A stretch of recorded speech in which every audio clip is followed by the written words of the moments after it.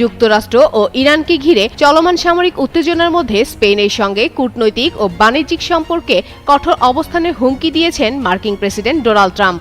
ইরানের বিরুদ্ধে সামরিক অভিযানে স্পেনের ঘাঁটি ব্যবহার করতে না দেওয়ায় ক্ষুব্ধ হন তিনি, আর এরই জের ধরে স্পেনের সঙ্গে সব ধরনের বাণিজ্য বন্ধ করে দেওয়ার কথা বলেন ট্রাম্প। তবে মাদ্রিদ সরকার ট্রাম্পের হুমকিকে তোয়াক্কা না করে পাল্টা জবাব দিলেন।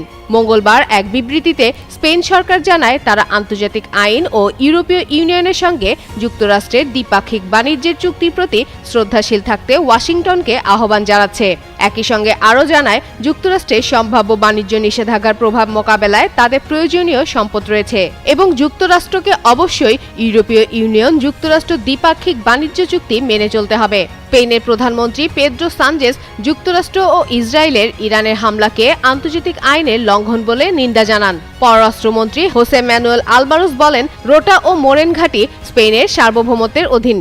এরপর যুক্তরাষ্ট্র দক্ষিণ স্পেনের রোটা ও মোরেন সামরিক ঘাঁটি থেকে জ্বালানি সরবরাহকারী ট্যাঙ্কার সহ 15টি বিমান সরিয়ে নেন। এদিকে এর আগে মঙ্গলবার ওয়াশিংটন ডিসির ওভাল অফিসে জার্মান চ্যান্সেলরের সঙ্গে বৈঠকের আগে ট্রাম্প স্পেনের আচরণকে খুব খারাপ বলে মন্তব্য করেন। যদিও ন্যাটোর প্রতিরক্ষা ব্যয় সংক্রান্ত মার্কিন প্রস্তাবও স্পেন আগেই প্রত্যাখ্যান করেছিল।